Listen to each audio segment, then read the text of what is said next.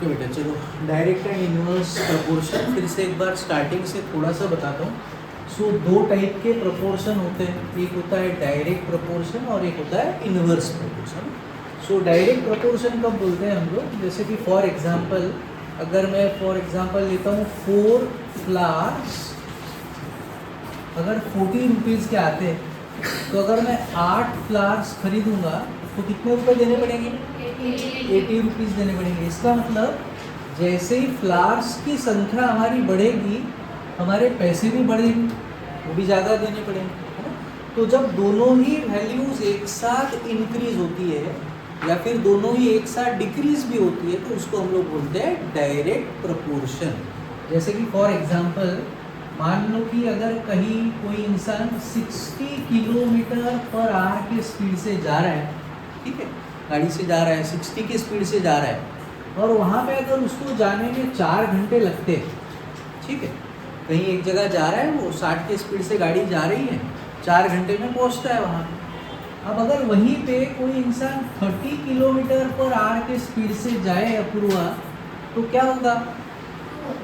2 hours में वो पहुँच जाएगा। तो मतलब जादू हो गई, तो जादू हो गई।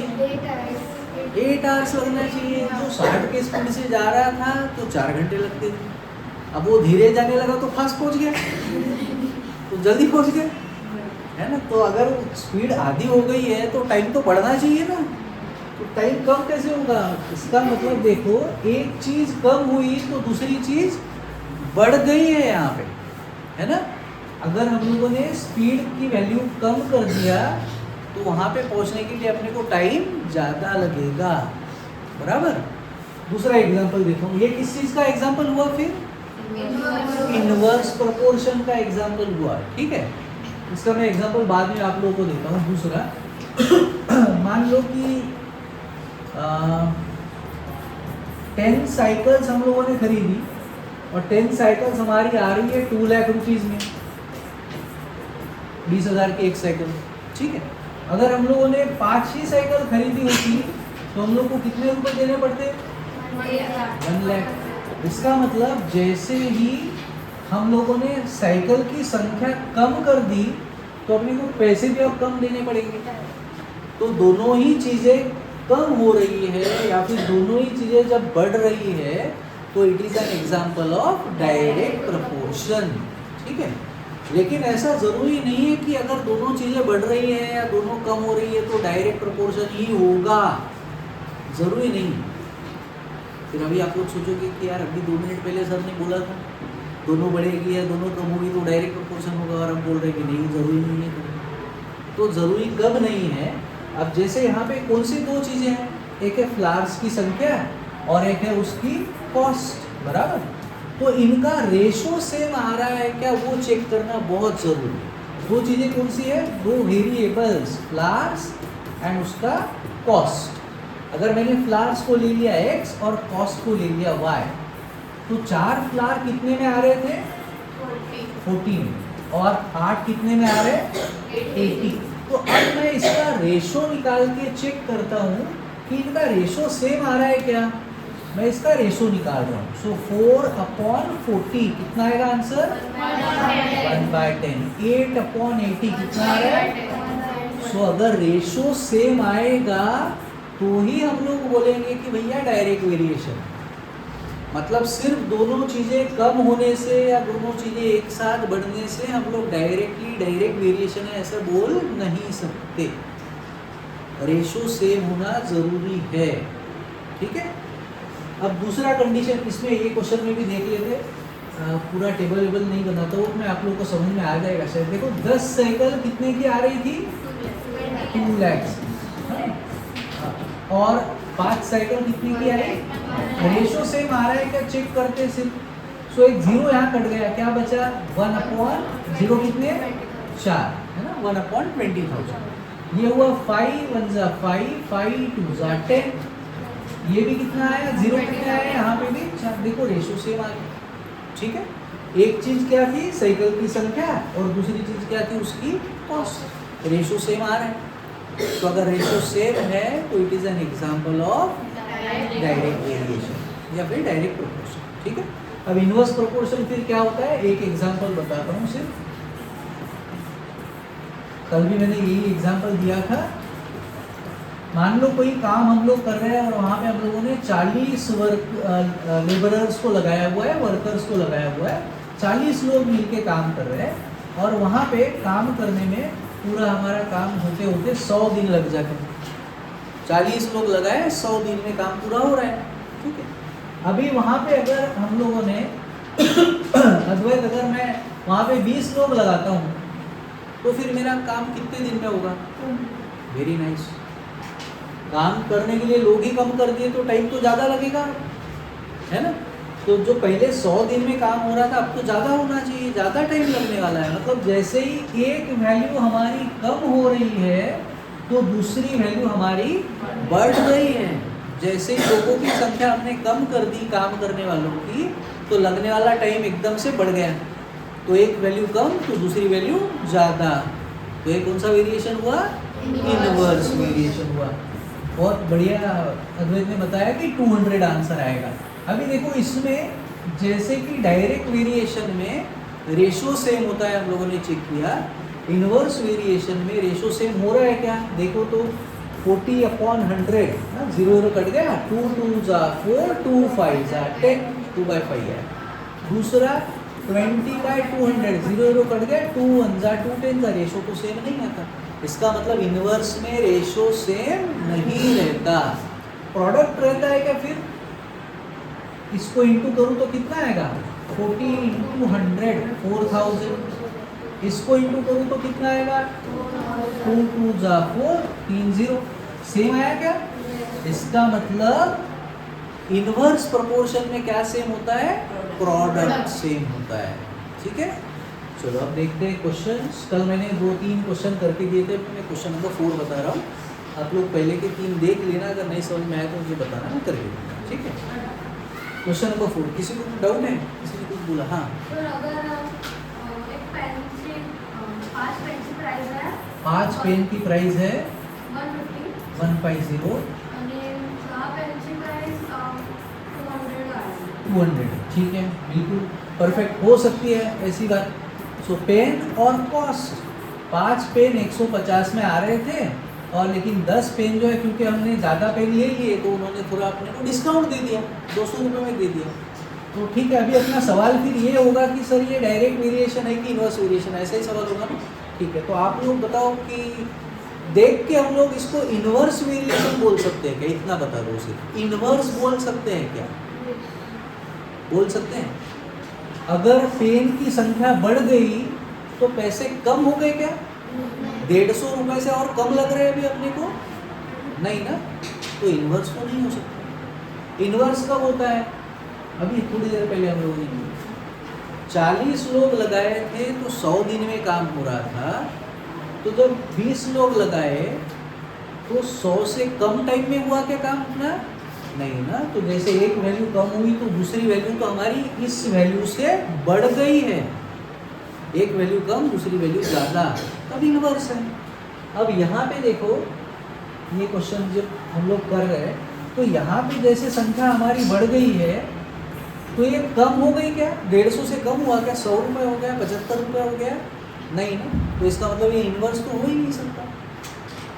अगर मान लो फिर भी दिमाग में नहीं जा रहा है अपने, तो एक फंडा सीधा सिंपल याद रखो कि भैया डिवाइड सेम आएगा तो कौन सा प्रोपोर्शन होगा?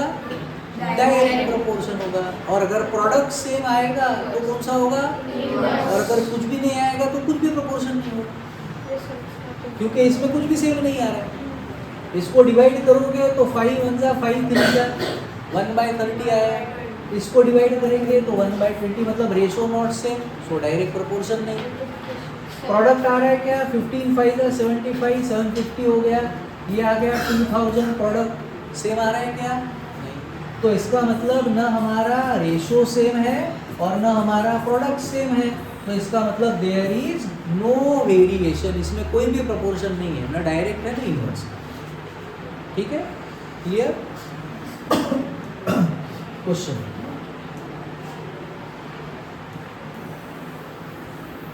चलो अभी ये क्वेश्चन करते हैं। A machine in a soft drink factory fills 840 bottles in 6 hours. So दो चीज़ें दिया है, दो वेरिएबल्स, दो चीज़ें जो कम ज़्यादा होने वाली है. कौन सी दो चीज़ें? 840 bottles एंड 6 hours. So दो चीज़ें हैं कि बॉटल्स की संख्या और टाइम. So 840 बॉटल्स जब फिल करने को टाइम कितना लग रहा था? 6 hours. So टाइम किसमें दिया है? आवर्स में. मैंने यहाँ पे लिख लिया 6.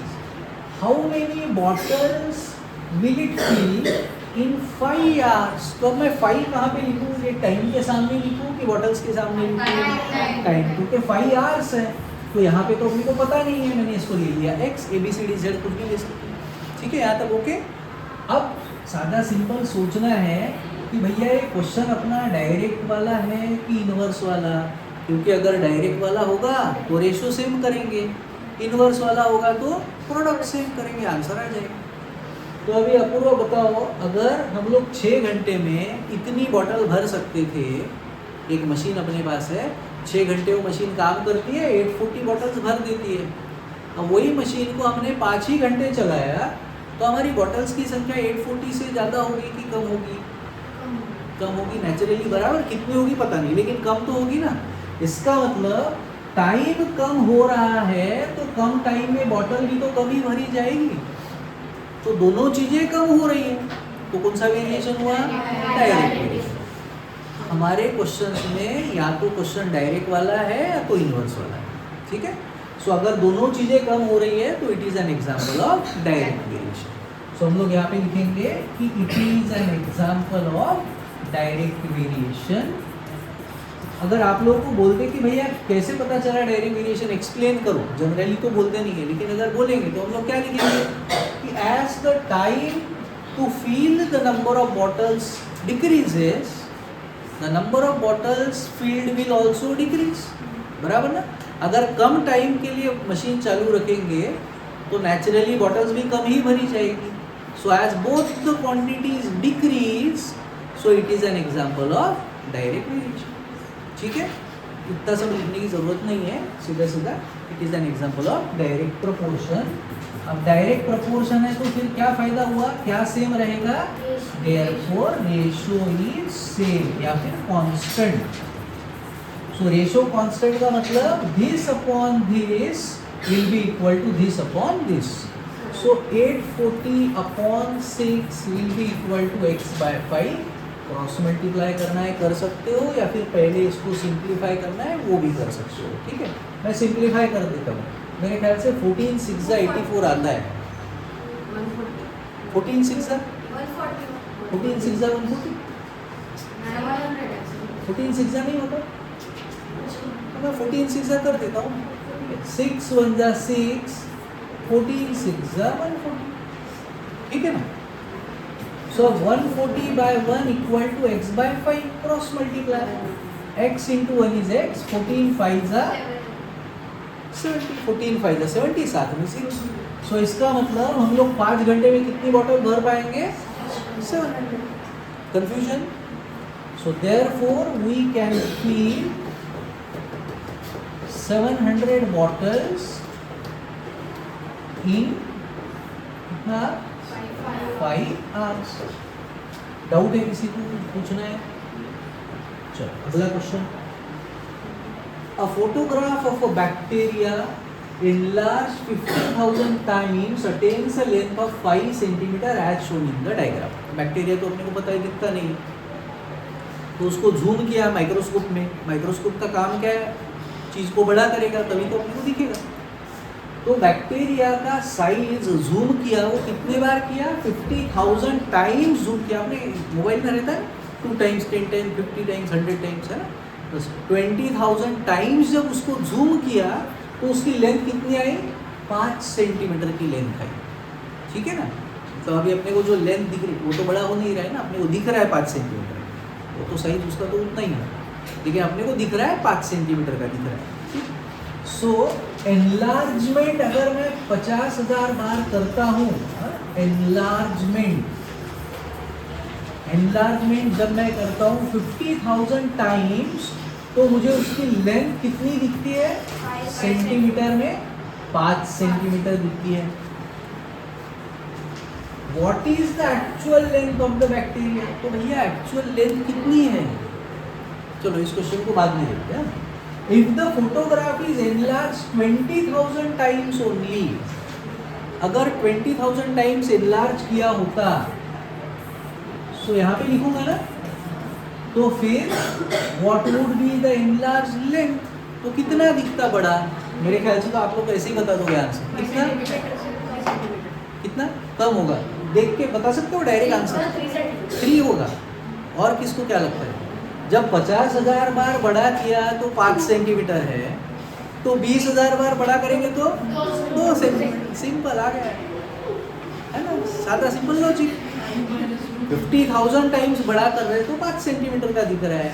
40,000 टाइम्स बड़ा करेंगे तो 30,000 टाइम्स करेंगे तो 20,000 टाइम्स करेंगे तो 10,000 टाइम्स करेंगे तो, और अगर नहीं किया तो? क्योंकि अब ना ये मैंने क्यों सवाल पूछा, what is the actual length of bacteria? इसका मतलब क्या है कि अपने को बड़ा करना है क्या? नहीं करना है। तो एनलार्जमेंट में यहाँ पे कितना लिखा होता है, मेरे को बड़ा करना ही नहीं है भैया उसको, तो एनलार्जमेंट इज 1। 2 टाइम्स अगर मैं लिखूंगा तो इसका मतलब क्या हुआ, कितने बार बड़ा किया मैंने? 2 टाइम्स किया। जूम कितना किया? डबल। अभी यहाँ पे जूम कितना है? 50,000। लेकिन उन्होंने बोला कि भैया जूम मत करो, मेरे को ऐसे ही बताओ उसका साइज क्या है। तो इसका मतलब एनलार्जमेंट में कुछ करूँगा क्या, उसको बड़ा करूँगा? नहीं करूँगा ना। तो एनलार्जमेंट की जगह क्या लिखेंगे? 1 लिखेंगे। अपूर्व महाराज थोडं लक्ष द्या ना। तो अभी ते इकडे ये ना झटूबा, ये लवकर ये, इकडे बस, अभी ये ना लवकर, अरे वेळ वाया जाते, इकडे ये लवकर लवकर, काही नाही डोळे दिसत, ये इकडे, आता मागून दिसत नाही, समोरून डोळे दिसते, इथं मध्ये बस मध्ये। अरे तुझे, चलो ठीक।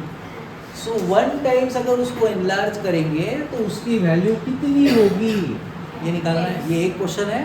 और एक क्वेश्चन इसी में है कि भैया अगर इसको 20,000 बार बड़ा किया होता हमने, तो फिर उसकी लेंथ कितनी होती? ले लेता हूँ मैं, ABCD से कुछ भी ले लो, ठीक है। सो अब वेरिएशन कौन सा है, कौन सा प्रोपोर्शन है, डायरेक्ट है, इनवर्स है? इनवर्स है। अगर 50,000 बार जूम कर रहे हैं तो लेंथ 5 सेंटीमीटर की मिल रही है। 20,000 टाइम्स कर रहे हैं तो 5 से भी और बड़ा दिखेगा कि छोटा दिखेगा? इसका मतलब अगर हम लोग जूम उसको कम कर रहे हैं तो लेंथ भी अपनी कम ही होने वाली है, दोनों ही चीज़ें कम हो रही है। तो it is an example of direct proportion. Direct proportion है तो क्या सेम रहेगा? रेशियो।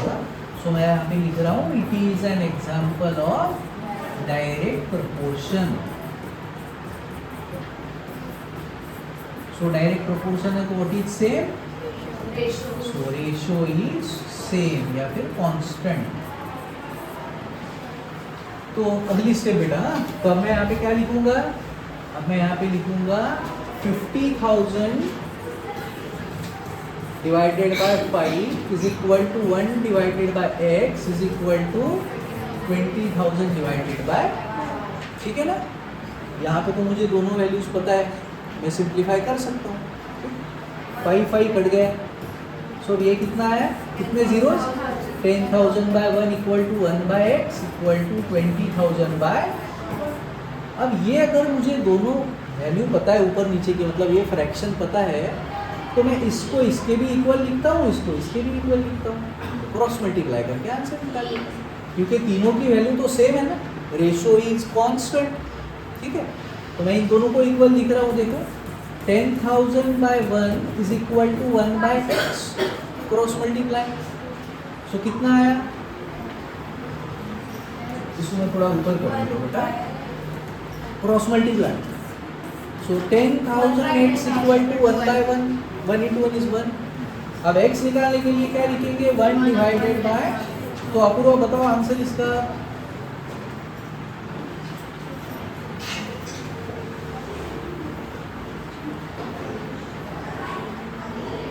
अपूर्व 0 किती आहे इकडे? ठीक, अब बघा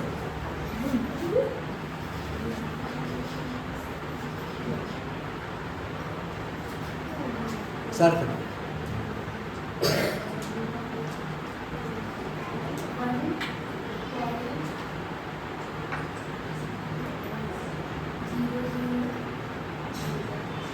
गौरव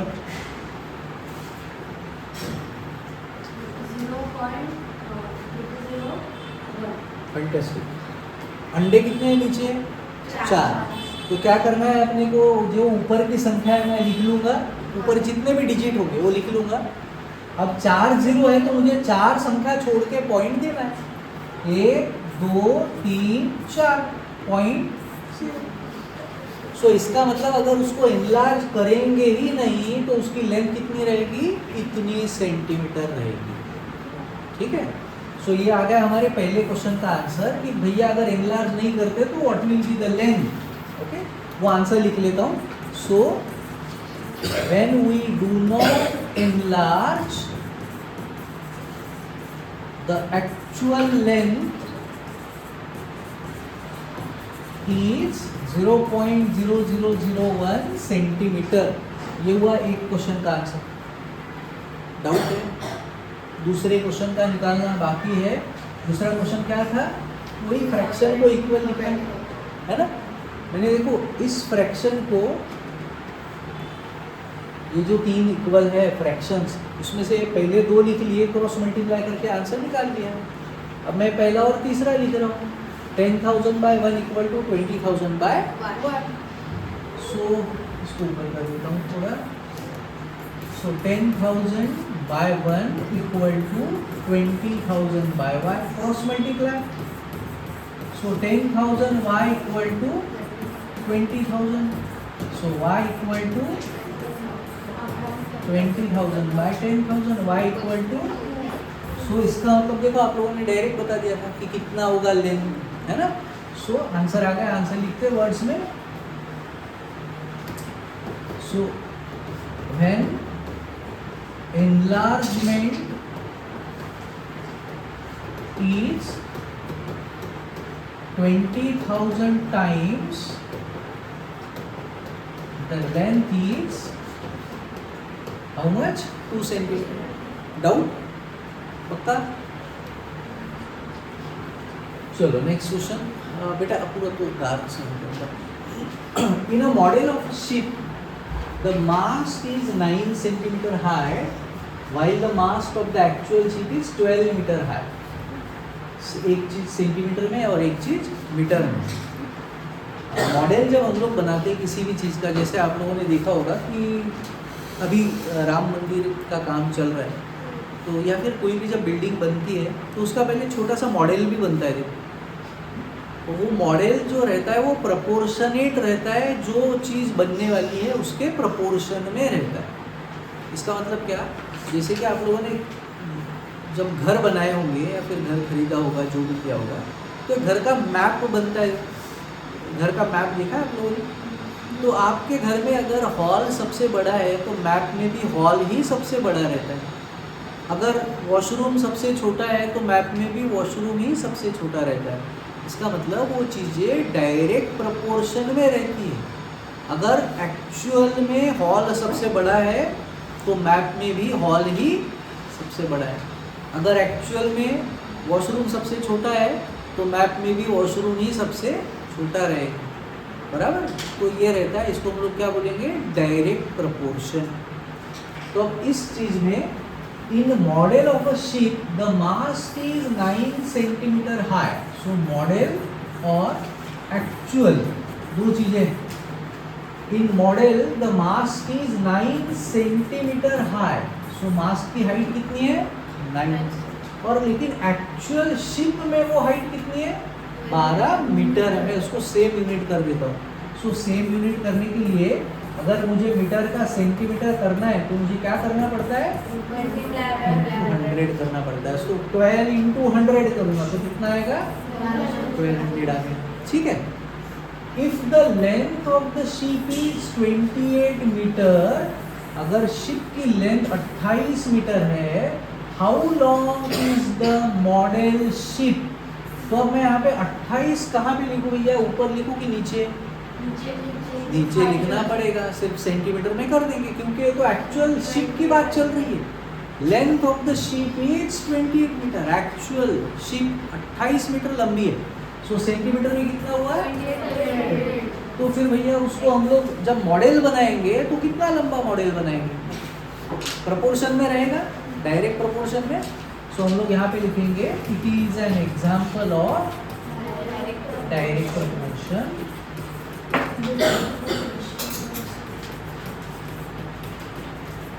so therefore ratio is constant। so ratio constant है। आगे का part 9/1200 is equal to x upon 2800। देखो पहले सिंप्लीफाई करना है कर सकते हो, दोनों को 3 से डिवाइड कर सकते हो, या फिर पहले क्रॉस मल्टीप्लाई करना है वैसे भी कर सकते हो, कोई फर्क नहीं पड़ेगा। ठीक, मैं क्रॉस मल्टीप्लाई कर देता हूँ। 9 × 2800 is equal to 1200 into X. ठीक है ना। अब x निकालने के लिए मल्टीप्लाई वाला 1200 यहाँ पे आके क्या होगा? डिवाइड होगा। सो 1200 यहाँ पे आके मल्टीप्लाई का डिवाइड हो गया। ठीक है, ओके है। अब 20 कैंसिल, दोनों को मैं 3 से कर सकता हूँ या दोनों को मैं 4 से कर सकता हूँ। ठीक है, अपनी इच्छा है। तो मैंने इसको कर दिया 3 × 3 = 9, 3 × 4 = 12। अगले स्टेप में आगे का सिंप्लीफिकेशन कर रहा हूँ। सो अब यहाँ पे मैं कहाँ तक पहुँचा? 3 × 28/4। सो 4 × 1 = 4, 4 × 7 = 28। तो इस 7 जो है वो इसके सामने ऐसे मत लिखते जाओ, नहीं तो ऐसे लगता है यार 287 था, ये 287 का ऐसा कैसा हो गया। तो ये जो काटते हैं हम लोग ना, काटते संख्या लिखते हैं, या तो उसके ऊपर लिखो या नीचे लिखो, उसके बाजू में मत लिखो। ठीक है, नहीं तो नंबर ही चेंज हो जाता है। ओके, सो अब नंबर क्या बना? हमारा आंसर कितना आया? x = 21। इसका मतलब जो 28 मीटर लंबी लेंथ है एक्चुअल शिप की, हम लोग मॉडल बनाते हैं उसको सिर्फ कितना लंबा दिखाएंगे? 21 सेंटीमीटर लंबा दिखाएंगे। ठीक है, so then length of ship in model, not actual, is 21 centimetre. ये हो गया अपना आंसर। कंफ्यूजन? पक्का? Next question. Suppose 2 kg of sugar contains this much crystals. कितनी मेहनत किया होगा इंसान कि 2 किलो शक्कर लाया, उसमें कितने क्रिस्टल है वो गिने हैं। सो इतने क्रिस्टल्स हैं। तो 2 चीज़ें दिया है, एक तो दिया है उसका वजन केजी में, और दूसरी चीज़ क्या दिया है? Number of crystals. So 2 kilo में कितने क्रिस्टल है? 9 × 10⁻⁶। ओके, सो 9 × 10⁶ कितना है? How many sugar crystals are there in 5 kg? So अगर शक्कर ज़्यादा लेंगे तो क्रिस्टल मतलब कौन सा वेरिएशन हुआ फिर से? डायरेक्ट ही। ये अपने को निकालना है। 1.2 kg ऑफ शुगर, 1.2 लेंगे तो कितना होगा? मतलब शक्कर कम लेंगे तो शुगर के क्रिस्टल भी कम हो जाएंगे। मतलब फिर से वेरिएशन वही है ना, डायरेक्ट ही है। सो ये हो गया हमारा डायरेक्ट वेरिएशन वाला क्वेश्चन। टेबल अगर हम लोगों ने अच्छे से बना लिया तो मेरे ख्याल से क्वेश्चन अपने को आ जाएगा आराम से, है ना। सो मैं यहाँ पे लिख रहा हूँ it is an example of direct proportion. So therefore ratio is constant। So ratio constant है। आगे का पार्ट करते हैं। So 2/9 × 10⁻⁶ is equal to 5/x equal to 1.2/y। ठीक है, आगे सॉल्व करते हैं। यहाँ पे पूरा फ्रैक्शन अपने को पता है, तो मैं इसको इसके साथ भी इक्वल लिखता हूँ, इसको इसके साथ भी इक्वल लिखता हूँ और सॉल्व करेंगे। तो देखो 2/9 × 10⁻⁶ इज इक्वल टू 5/x, और इसी के साथ में मैं कर देता हूँ साइमल्टेनियसली 2/9 × 10⁻⁶ इक्वल टू 1.2/y। ठीक है, इसको इसके साथ भी इक्वल लिखा और इसके साथ भी इक्वल लिखा। उसमें ठीक है, डाउट है यहाँ तक? सो 2 × x इक्वल टू 5 × 9 × 10⁻⁶, मल्टीप्लाई का 2 यहाँ पे आके डिवाइड। सो ये 9 5 कर देता हूँ, या तो फिर फिलहाल ऐसे रहने देता हूँ। मल्टीप्लाई का हो गया डिवाइड। अब ये तो किसी टेबल में आ नहीं रहा है ना, तो मैं इसको इंटू कर देता हूँ, कितना आया मेरा आंसर 45 इंटू 10⁶ डिवाइडेड बाय, और 45 को 2 से डिवाइड कर देता हूँ, वो तो आसान है। 45 को 2 से डिवाइड करना क्या मुश्किल है अपने, 45 को 2 से डिवाइड करेंगे कितना आएगा इंटू 10⁶ हो गया, क्वेश्चन खत्म। इसको स्टैंडर्ड फॉर्म अगर करने की इच्छा हुई तो क्या करना पड़ेगा, तो स्टैंडर्ड फॉर्म कौन बताएगा आपको, वो बताओ, स्टैंडर्ड फॉर्म करो इसको।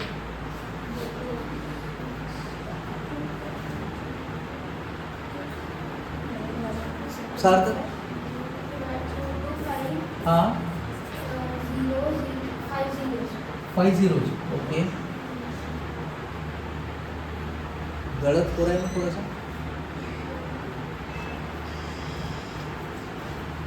आयुष बेटा स्टैंडर्ड फॉर्म बनते ओके, कोई बताएगा स्टेप्स बेटा, डायरेक्टली तो है आंसर। श्री नहीं, स्टैंडर्ड फॉर्म का मतलब बताओ, पॉइंट कहाँ देने वाले हो आप लोग, पॉइंट कहाँ पे दो, मतलब यहाँ पे, यही जो है पहले वाले 2 के बाद, है ना।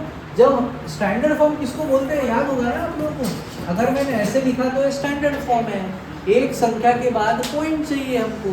अगर मेरा नंबर ऐसा है तो ये स्टैंडर्ड फॉर्म नहीं है, अगर ये ऐसा है तो ये स्टैंडर्ड फॉर्म है। स्टैंडर्ड फॉर्म का ये मतलब होता है कि एक नंबर के बाद पॉइंट 2, अगर ये मेरा नंबर ऐसा है तो ये स्टैंडर्ड फॉर्म नहीं है, अगर ये मेरा नंबर ऐसा होता तो मेरा स्टैंडर्ड फॉर्म होता। अब अगर मुझे इस नंबर को ऐसे बनाना है तो पावर को क्या करें, प्लस, इसलिए कुछ भी बोला ना, कुछ नहीं बोला, +1, यस, क्योंकि पॉइंट कितने संख्या से हम लोग शिफ्ट कर रहे हैं, एक संख्या से, इसलिए पावर को 1 से प्लस कर दो, तो जो 7 था वो कितना हो गया, 8 हो गया। देख, अगर कोई ऐसा नंबर है, अब मैं स्टैंडर्ड फॉर्म में कर रहा हूँ, मैंने स्टैंडर्ड फॉर्म में कर दिया। स्टैंडर्ड फॉर्म का क्या मतलब, एक संख्या के बाद पॉइंट, कितनी संख्या से शिफ्ट किया हम लोगों ने पॉइंट को, 2 संख्या से, तो पावर को 2 से बढ़ा दो, स्टैंडर्ड फॉर्म, ठीक है। तो अब यहाँ पे बताओ स्टैंडर्ड फॉर्म करेंगे तो क्या लिखूँ, कहाँ लिखूँ पॉइंट और पावर 7, ठीक है। तो इतने क्रिस्टल हो गए, स्टैंडर्ड फॉर्म कर देंगे तो ज़्यादा अच्छा है, ठीक है। इस क्वेश्चन का आंसर निकालते हैं, cross multiply, so 2 into y equal to 1.2 into 9 into 10⁶, ठीक है। इसको इंटू कर देता हूँ, 12 9 जा,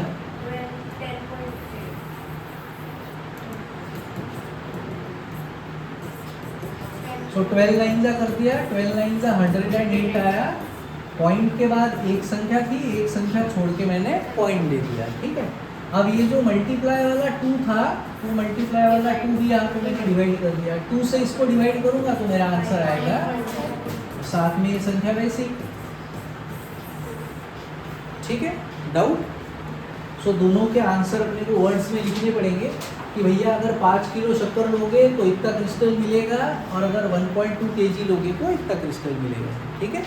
so number of crystals in 5 kg sugar is equal to 2.25 into 10⁶, and दूसरा answer number of crystals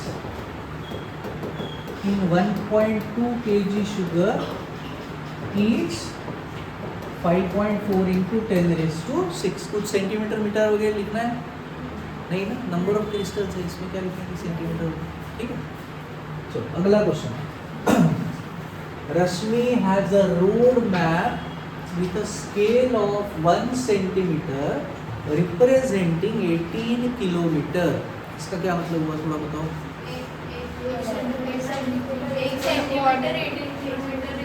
show करता है, इसका मतलब क्या कि अगर मान लो यहाँ से किसी के, मैं मेरे फ्रेंड के घर जाता हूँ और वो डिस्टेंस अगर एक्चुअली में 18 किलोमीटर है, और मैं अगर मैप बनाऊँगा तो उसको मैप में मैं सिर्फ 1 सेंटीमीटर इतना लंबा दिखाऊँगा, ठीक है।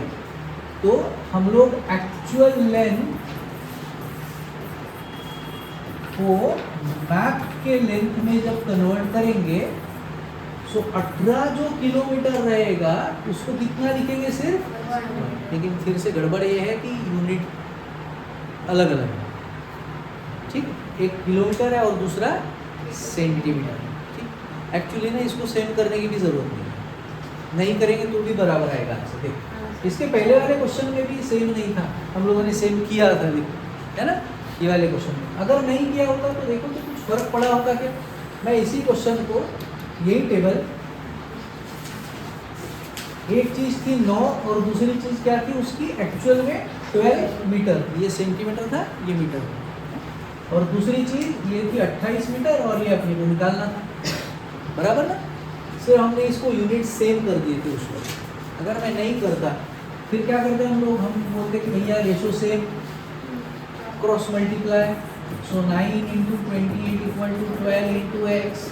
सो एक्स निकालने के लिए 9 इंटू 28 बाय 12, 3 3 जा 3 4 जा 4 1 जा 4 7 जा 7 3 जा, देखो तो कितना आया था आंसर अपना 21 ही आया था ना, ठीक है। तो फर्क नहीं पड़ता, नहीं भी करोगे सेम तो भी चलेगा, ठीक।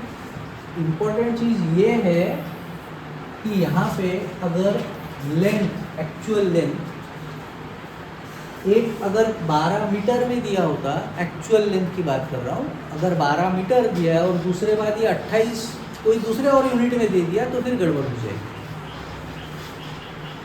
समझ में आ रहा है क्या बोल रहे हैं?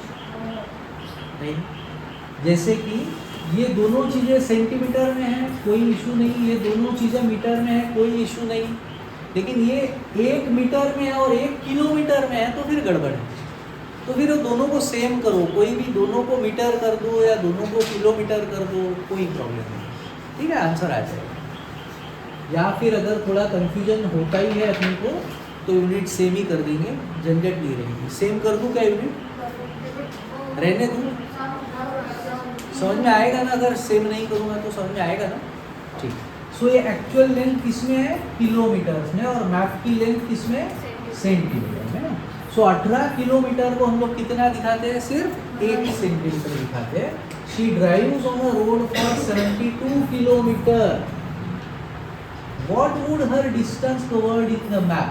मेरे ख्याल से आप लोग देख के ही बता दोगे शायद आंसर, बस हो गया। देखो कितना आसान क्वेश्चन, 18 किलोमीटर के लिए 1 सेंटीमीटर, तो ये कितना टाइम हो गया भैया, 4 टाइम्स ना, तो ये भी कितना टाइम होगा, 4 होगा। तो क्वेश्चन खत्म, ठीक है, सादा सिंपल एकदम। So it is an example of direct variation या प्रोपोर्शन।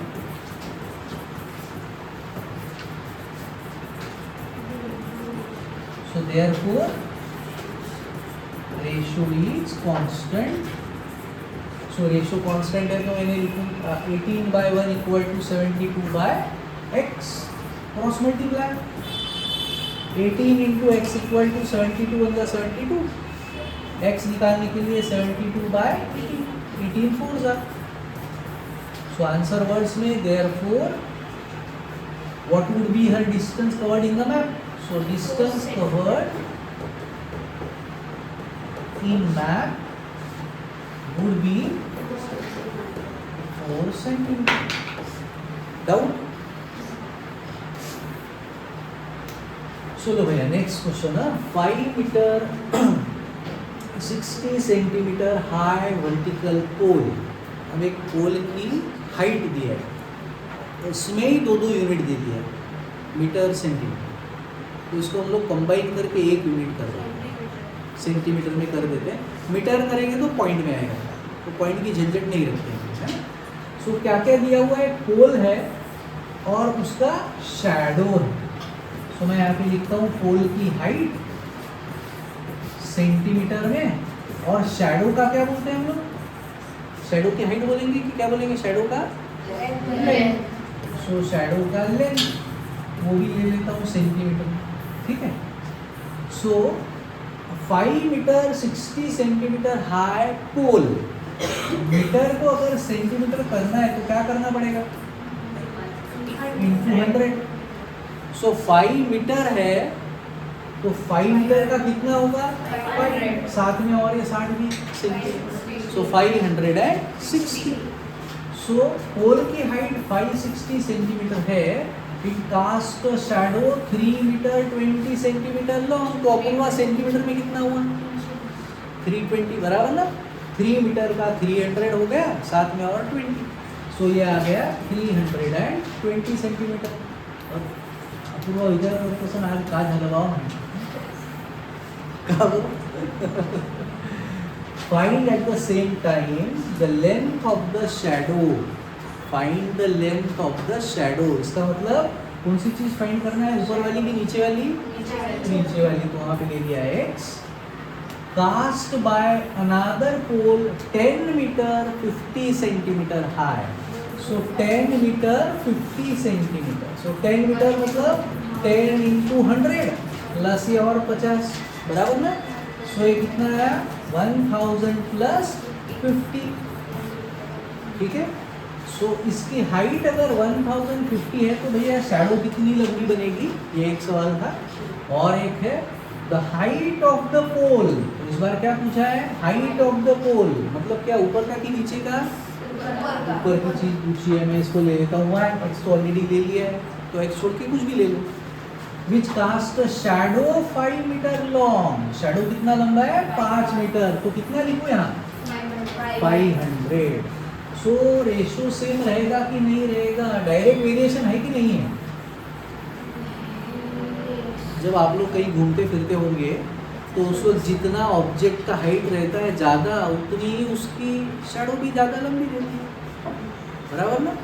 अगर एक खंबा है और खंबे का जितना शैडो का लेंथ पड़ रहा होगा, खंबे के पास में अगर आप भी खड़े हो तो आपका शैडो जो रहेगा वो खंबे से भी लंबा हो जाएगा या छोटा ही रहेगा? छोटा ही रहेगा ना. खंबे का शैडो ज़्यादा लंबा रहेगा, आपका शैडो थोड़ा सा कम रहेगा. ठीक है. खंबा मतलब कौन से खंबे की बात कर रहा हूँ? हाँ. चलो.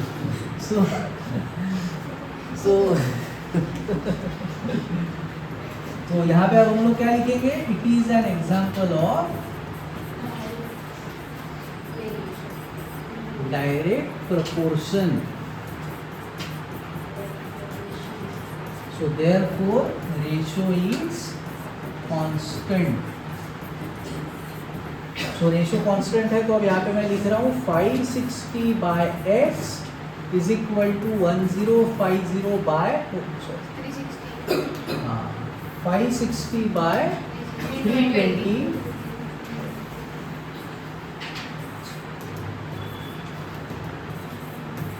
560 by 320 equal to 1050 by x equal to y upon 500. तो इसको सॉल्व करेंगे, अपना आंसर आ जाएगा.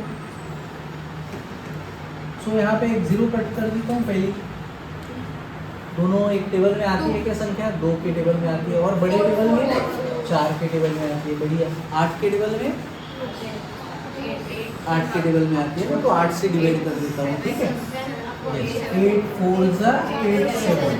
तो अभी आया 7 by 4 is equal to 1050 by x and 7 by 4 is also equal to y upon 5. Clear ना? Cross multiply. So 7x equal to 1050 into 4. इसको इंटू कर दूंगा तो कितना आएगा भैया? इसको फिलहाल ऐसे रहने देता हूँ. मल्टीप्लाई का 7 क्या हो गया? इसको मैं 7 से डिवाइड कर सकता हूँ. 15 7 105. साथ में 0. 15 4 60.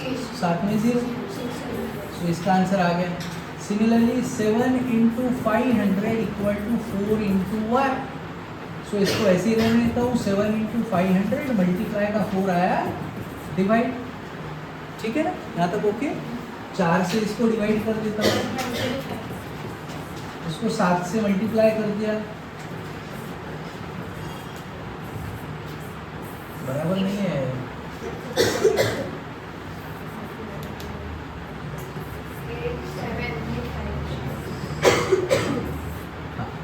कंफ्यूजन? ठीक है. सो आंसर लिख सकते हैं हम लोग. वर्ड्स में लिख पाओगे आप लोग आराम से? पक्का? ठीक. सो आंसर इसके वर्ड्स में लिखना है. मेरे ख्याल से लास्ट क्वेश्चन बचा है. A loaded truck travels 14 kilometre in 25 minutes. So दो चीज़ें दिया है, एक तो डिस्टेंस कितना ट्रैवल कर रहा है वो दिया है किलोमीटर में, और टाइम कितना ले रहा है वो दिया है मिनट्स में। सो 14 किलोमीटर डिस्टेंस कवर करने को कितना टाइम लग रहा है? 25 minutes. If the speed remains the same, speed में कुछ कम ज़्यादा नहीं किया हम लोगों ने। How far can it travel in 5 hours? तो अब देखो ये गड़बड़ हो गया, ये मिनट में था और ये अब टाइम क्या दिया? आवर्स दिया, तो ये सेम करना ज़रूरी है। हाँ, तो 1 घंटे में कितने मिनट? 60 मिनट्स है ना। सो इसको मैं कर दूंगा 5 आवर्स को 5 मल्टीप्लाइड बाय 6। सो अपना आंसर क्या आया? 300। यहाँ पे मैंने ले लिया x। तो अगर कोई ट्रक 25 मिनट में 14 किलोमीटर जाता है और उसकी अगर स्पीड रिमेन्स द सेम बोला है, वही स्पीड रखी है, तो 5 घंटे में अपूर्वा वो कितना जाएगा? 14 किलोमीटर से और ज़्यादा दूर जाएगा कि थोड़ा कम? और ज़्यादा दूर जाएगा ना नेचुरली, मतलब टाइम बढ़ गया तो डिस्टेंस भी वो ज़्यादा कवर कर रहा है। So it is an example of direct variation. ठीक है, सो हम लोगों ने बोला it is an example of direct proportion.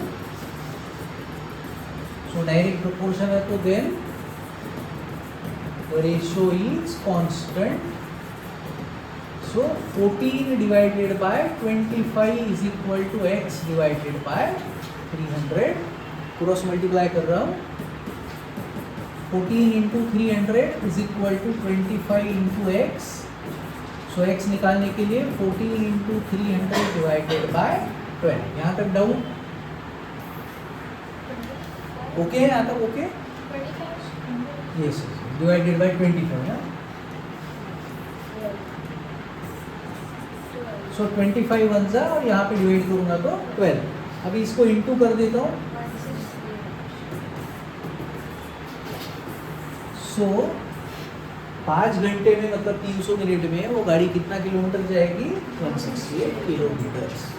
So therefore the truck will cover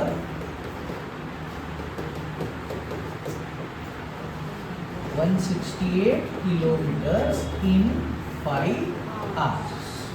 doubt है किसी को? आपका?